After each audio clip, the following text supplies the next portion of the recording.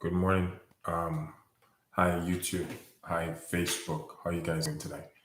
Now, okay. It's today's interesting. Very interesting day. This article caught my attention. It's about I'm going to give you guys the earthquake updates. Don't worry about it. But it's it was about starvation in Syria. Now, and it had to do with starvation, kind of like it was something that catch my attention. So I decided to read it, see what's all about. And 60% of Syria right now are starving for food. It's like, whoa, close to 13 million people can't have food to eat. 13 million. I was like, wow. Children over there are actually dying at age 4 from malnutrition. It's like, what? I had to read the article again and just think about it. I was like, whoa. But anyway, long story short, I don't want to get too much into that. But I'm just letting you know what's kind of like going on in certain places. Yemen, kids in Yemen are starving right now for food. Like food in certain countries are like gold now. It's if you don't have food, there's a good chance I'm not. These people wouldn't be breathing the next day. I was like, whoa. It's kind of like surreal when you really think about it. That we go to the grocery store and this thing is everywhere. Food's everywhere right now. But anyway, in certain part of the world, kids are actually dying at age 4 or 5 because they don't have enough. They're not putting enough nutrition in their body. They don't have enough food.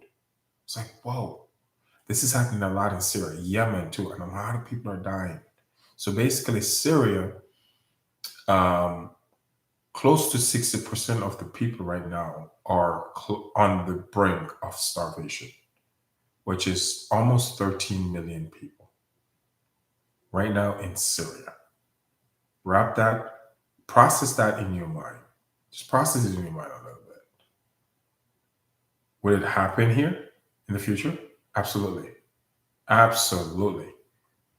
It's going to take more quakes to get certain countries there. Continue the continuation of quakes, of course. I see it happening. It's not far fetched. Absolutely not. I honestly believe the whole entire world will experience a food shortage. I really believe that in the bottom of my heart. Well, the point is, guys, when I read that article, going back, and I hate repeating myself. It's just like I feel like just to remind people about it. Know how to harvest your own food. Highly important, guys. This is better. Getting this knowledge right now is actually better than you trying to get a damn master's degree. Trust me. If you're on the verge of getting a master's degree, stop. It ain't gonna work. You ain't gonna use it. I'm just being real with you people.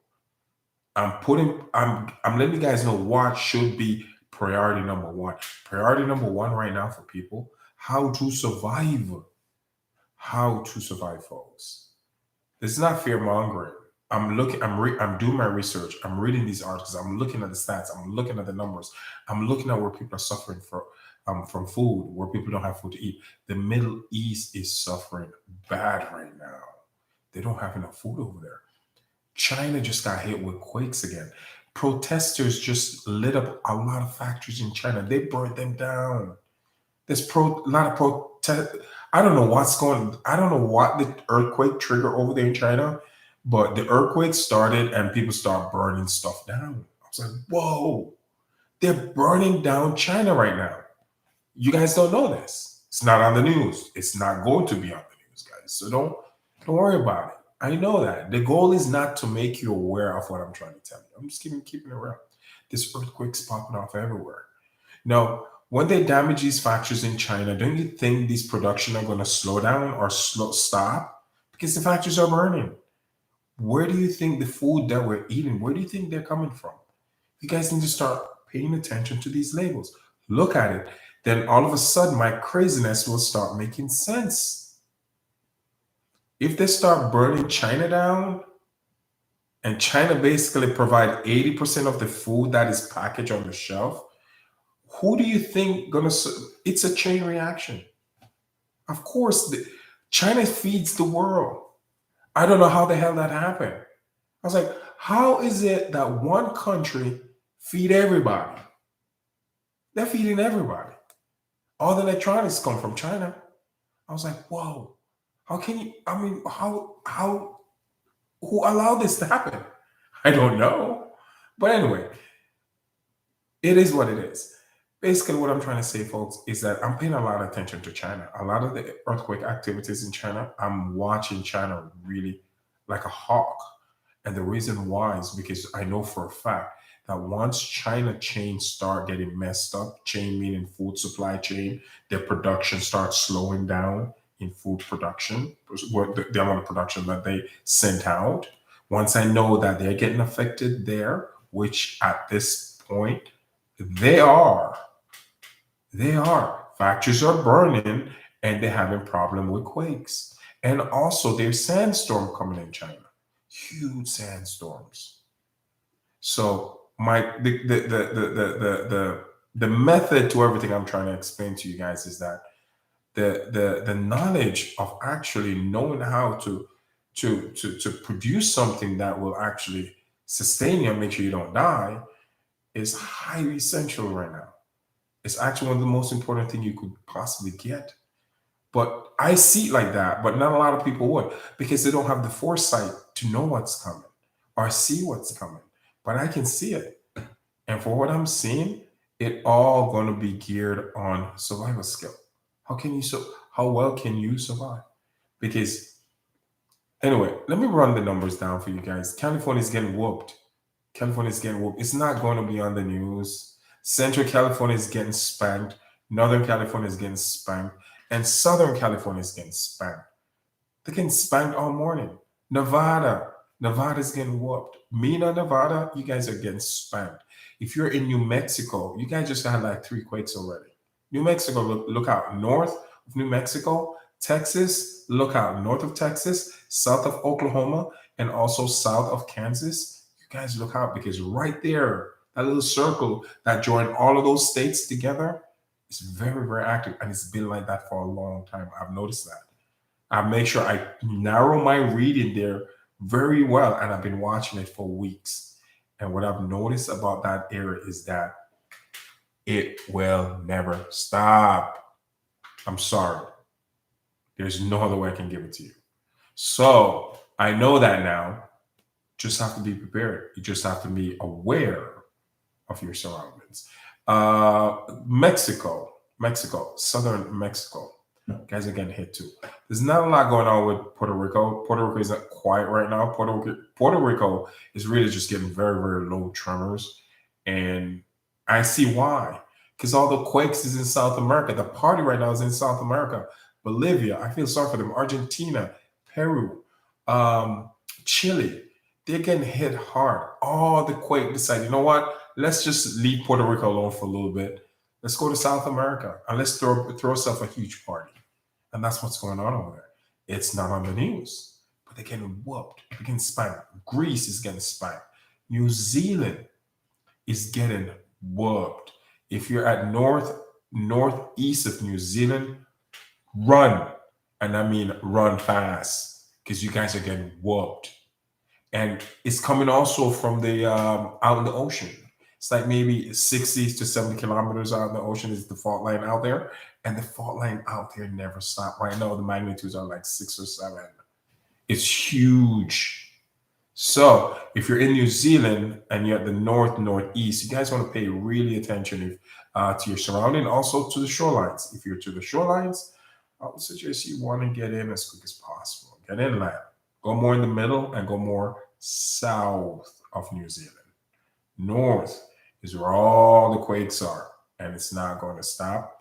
I've been watching that for weeks. My disclaimer again, guys, I'm not a professional. As I get the data, I give it. All right, so don't ever say I'm a professional. I'm not. I'm just a guy who loves learning, and I'm a student of life.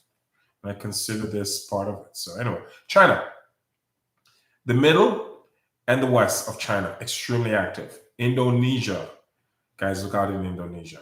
It's pretty active over there. At this point, the north of that country is where you guys are getting the quakes from. So the north along the shorelines is not really hitting the country. Everything is happening in the water. It's in the sea. All right. Now I don't know what seas to the north. I forgot, but I know what the two seas are at the bottom: Bombay Sea, the Java Sea. All right.